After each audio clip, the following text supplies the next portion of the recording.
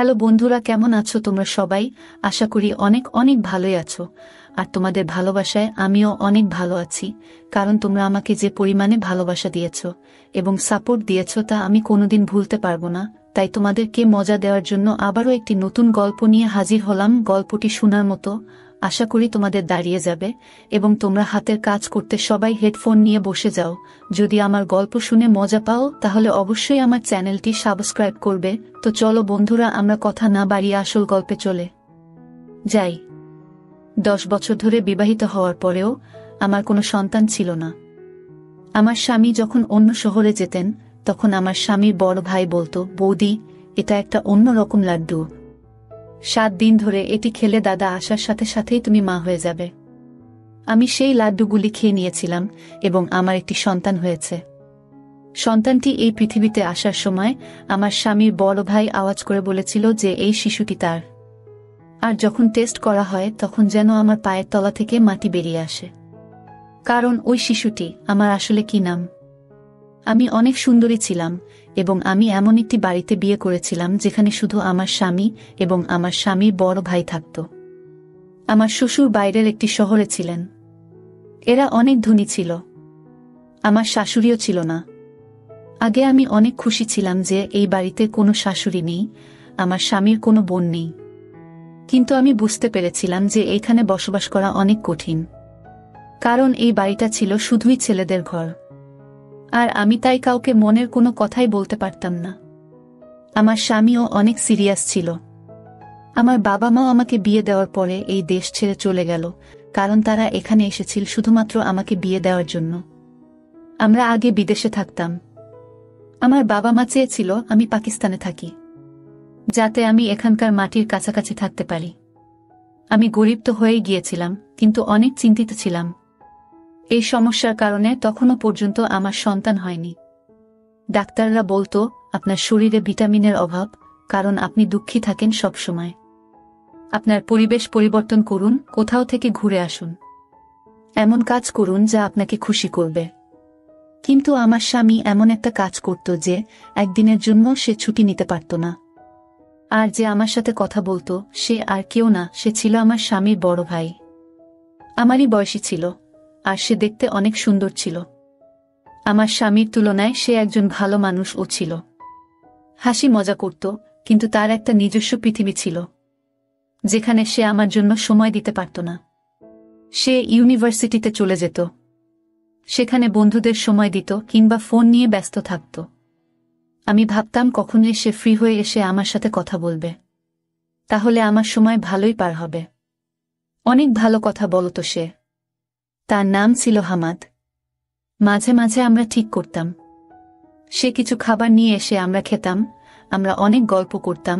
এইভাবেই সময় ভালোই পার হয়ে যেত আমাদের। আমার স্বামীও এই ব্যাপারটা জানত। আমার স্বামী বলতো তার ভাইয়ের থেকে কিছুটা দূরে থাকতে। আমি বলেছিলাম যে সে তো অপরিচিত নয়, সে এই বাড়িতেই থাকে। আমি আমার স্বামীকে বলতাম যে আমি তার সাথে কথা বলি না, কিন্তু বাস্তবে আমরা একে অপরের সাথে কথা বলতাম এবং আমাদের জীবন এইভাবেই চলছিল। আমার বিয়ের পরে অনেক বছর পার হয়ে গেছে, 10 বছর হয়ে গেছে, কিন্তু আমার এখনো একটাও সন্তান হয়নি। কিন্তু ডাক্তার বলেছে আপনার বেশি একটা সমস্যা নেই, আপনার সন্তান হতে পারে। ডাক্তার আমাকে বললেন, আজই আপনার স্বামীর সাথে কথা বলুন, যাতে তিনি আপনার পরিবেশ পরিবর্তন করতে পারেন, আপনাকে একটি শান্তিপূর্ণ জায়গায় নিয়ে যান। কিন্তু যখন আমি আমার স্বামীকে এই কথাটি জানালাম, আমার স্বামী আমাকে একটি নতুন খবর শোনাল। সে বলল যে আমাকে কাজের জন্য অন্য শহরে যেতে হবে এবং আমি সেখানেই থাকব, 9 বা 10 মাসের জন্য হতে পারে। সে যখন এই কথা বলল, তারপরে আমি কি বলবো, কারণ এটাই ছিল আমার স্বামীর শেষ কথা। সে একবার যা বলে তো সেটাই করত। আমি বললাম, ঠিক আছে, আমি তোমার জিনিসপত্র প্যাক করে দিচ্ছি। আমার স্বামী শহরের বাইরে চলে গেলেন এবং তখন আমি বাড়িতে একা থাকতাম। কিন্তু তখনই আমার স্বামীর বড় ভাই আমাকে এমন কিছু বলেছিলেন যা আমাকে অবাক করেছিল। কিন্তু যাওয়ার সময় আমার স্বামী আমাকে বলে, আমি দোকানদারকে বাড়ির নম্বর দিয়েছি, তোমার যদি কোনো কিছুর প্রয়োজন হয় তবে দোকানে ফোন করে দিলে সেই জিনিসগুলো বাড়িতে পৌঁছে যাবে। আমি বললাম, জিনিস অর্ডার করার কি দরকার, হামাদ নিয়ে আসতে পারবে। তখন আমার স্বামী বলেছিলেন, তোমাকে তার কাছে কিছু চাইতে হবে না, এমনকি তার সাথে কথাও বলতে হবে না। সে তার কাজ করুক, তুমি নিজের কাজ করো। এমনকি ওর জন্য রান্না করারও দরকার নেই, ও বাইরে থেকে খাবে। আমি বললাম, তোমার কি হয়েছে? সে বলল, আমি তোমার স্বামী, আর তাই আমি যা বলছি তাই তোমাকে করতে হবে। আমি বললাম, কিছু কি হয়েছে? সে বলল, না তেমন কিছুই না, আমি শুধু তোমাকে বলে দিলাম যে ওর থেকে দূরে থাকবে। আমার এক কাকিমা বাইরে চলে গেছেন, যখন তিনি ফিরে আসবেন তখন তিনি তোমার সাথে থাকতে আসবেন। তোমার খেয়াল রাখবেন উনি, আর তোমার ভয় করবে না একটুও। আশ্চর্য ব্যাপার হলো, আমার স্বামী চলে যাওয়ার আগে আমার স্বামীর বড় ভাইয়ের সাথে দেখাও করেনি। হয়তো ভাইদের মধ্যে কিছু রাগের কারণ ছিল, কিন্তু এমন তো কখনো হয়নি, কারণ আমার স্বামীর বড় ভাই একদিন আমার জন্য একটি লাড্ডু নিয়ে এলো। সে বলল, তুমি যদি এটি খাও তাহলে দাদা এখানে ফিরে আসার সাথে সাথে তুমি মা হতে যাবে। যদিও আমি আমার স্বামীর বড় ভাইয়ের সাথে এইসব কথা আগে কখনো বলিনি, কিন্তু আমার স্বামীর বড় ভাই ছিল অন্য রকমের।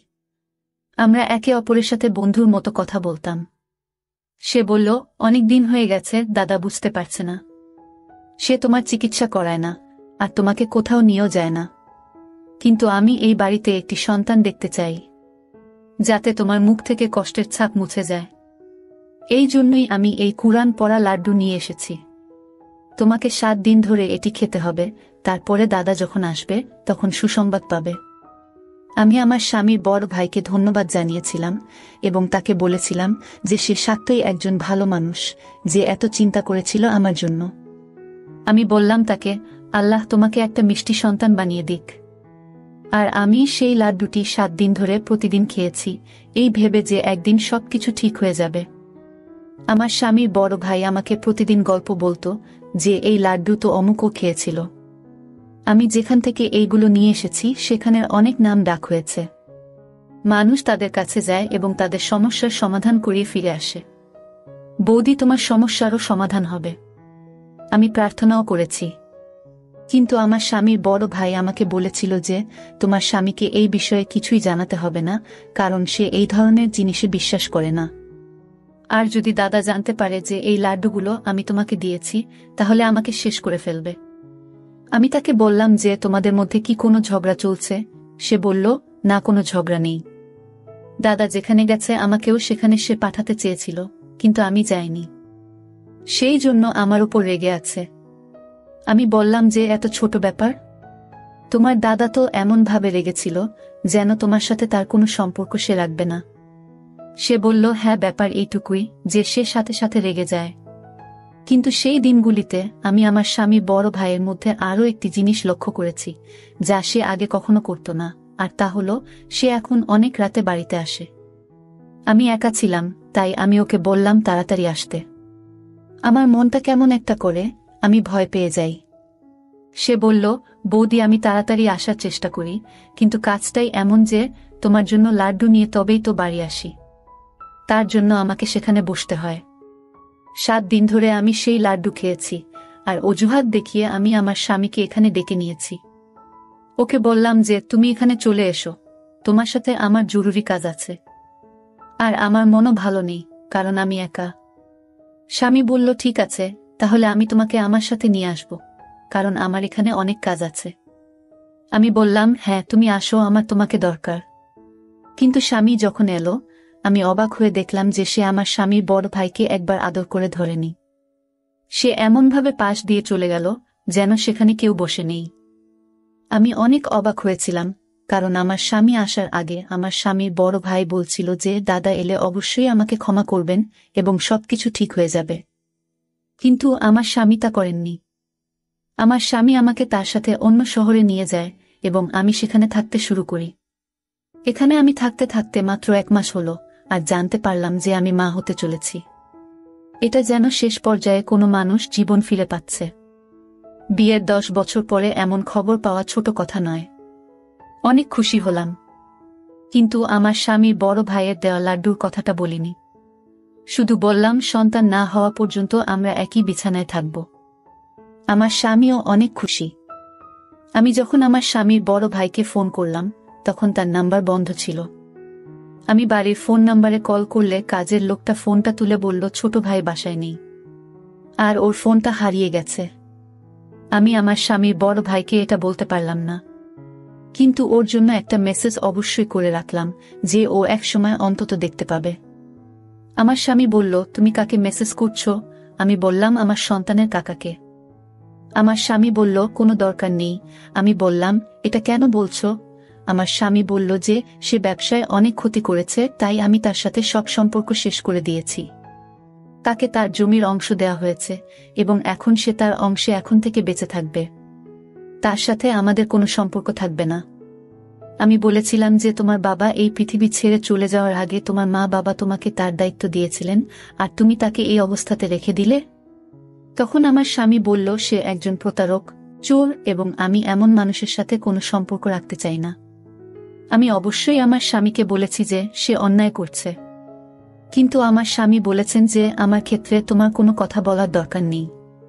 তুমি হলে বউ, তোমার কাজ হলো ঘর চালানো। আর হ্যাঁ, আল্লাহ তোমাকে সন্তান দিয়ে দিয়েছেন, এখন থেকে তোমার সন্তানের প্রতি মন দাও। আমি ঘরের ও ভাইয়ের ব্যাপারটা দেখব। সে আমার ভাই, তোমার ভাই নয়। যদি তোমার ভাই হতো তাহলে তুমি কথা বলতে পারতে। আমি বললাম যে সে আমার ভাইয়ের মতোই ছিল। আমি আমার স্বামীকে কি করে বলবো যে তার কারণেই আমরা সন্তানের সুখ পেতে চলেছিলাম? কিন্তু আমার স্বামীর বড় ভাই আমাকে এসব বলতে নিষেধ করেছিলেন, তাই আমি চুপ করে রইলাম।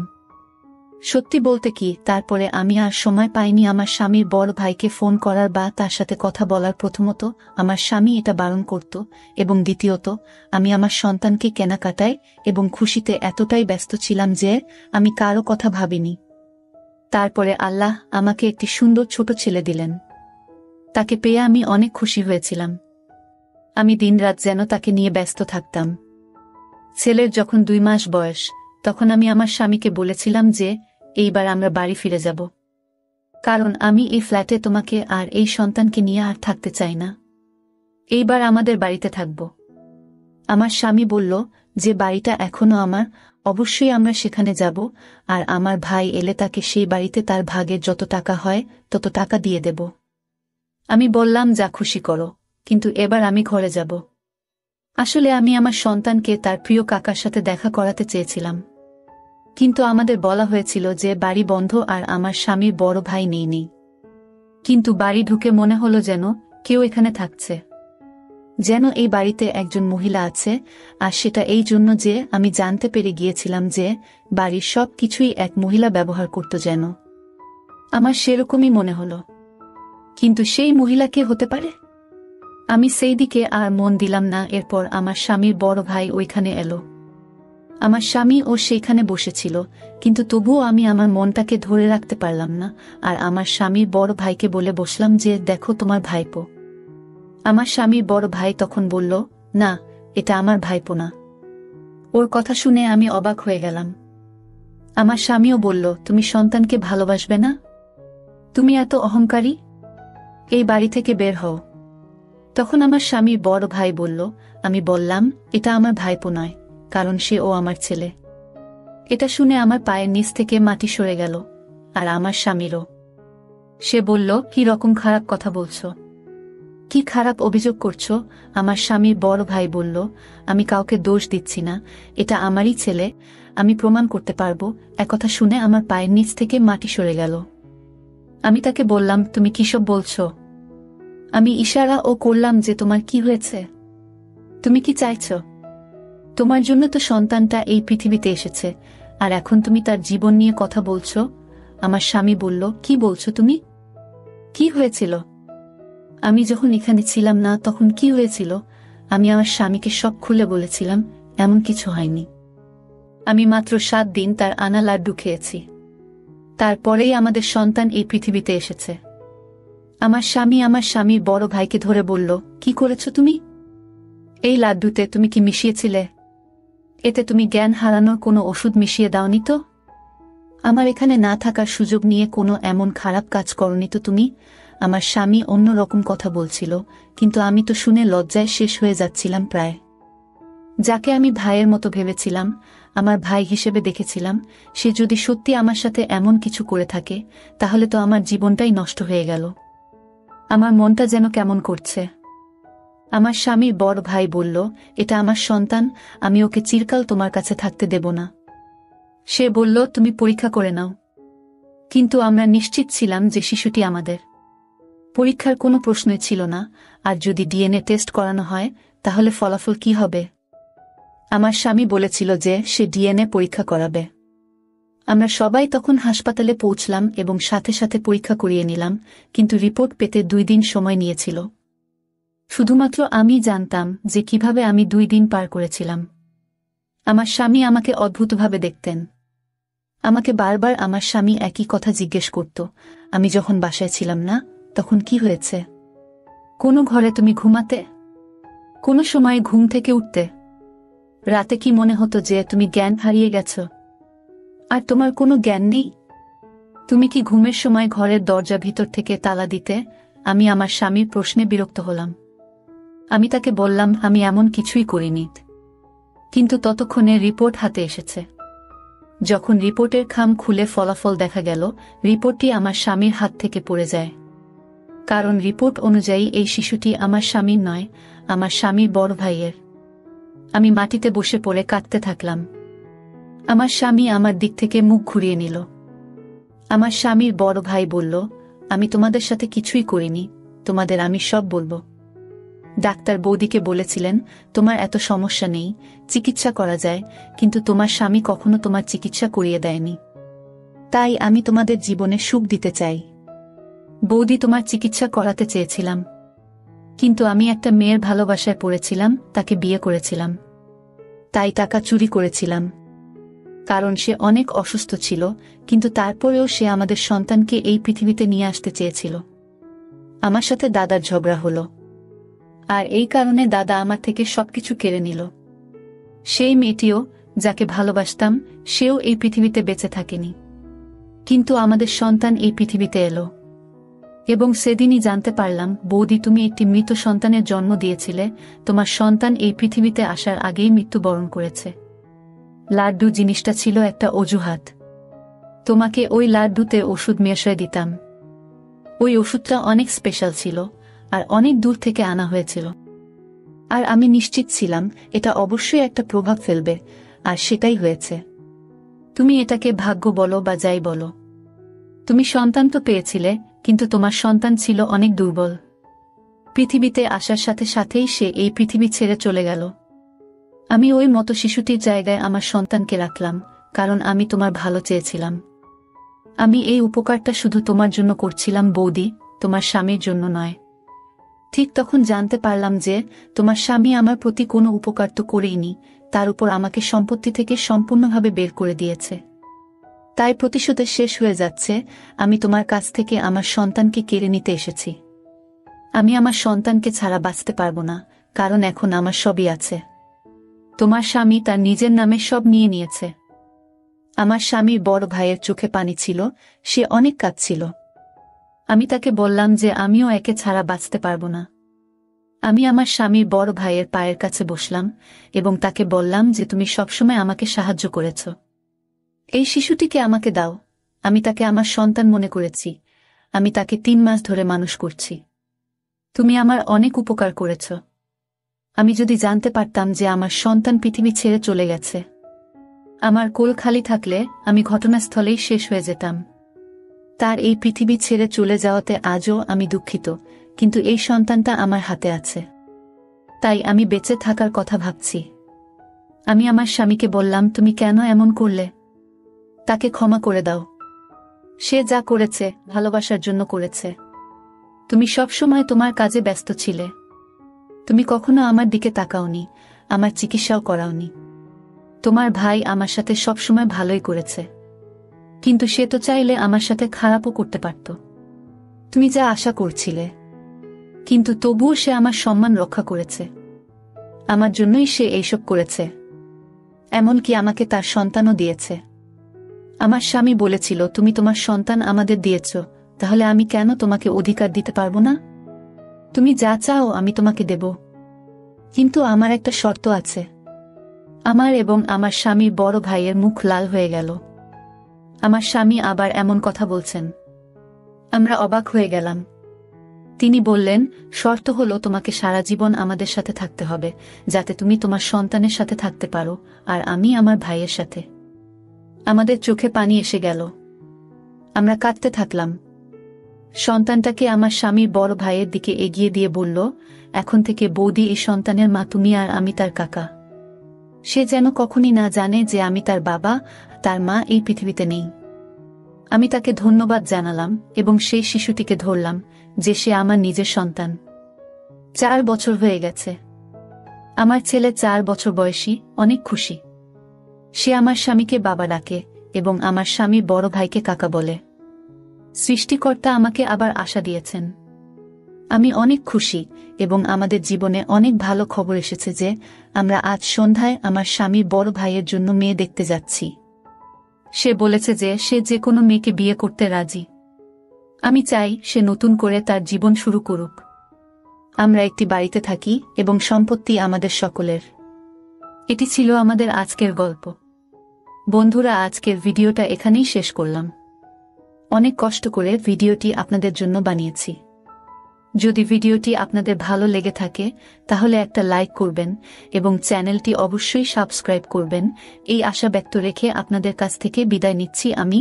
দেখা হবে আগামীকালের নতুন কোনো ভিডিওতে। সে পর্যন্ত সবাই ভালো থাকুন, সুস্থ থাকুন। ধন্যবাদ।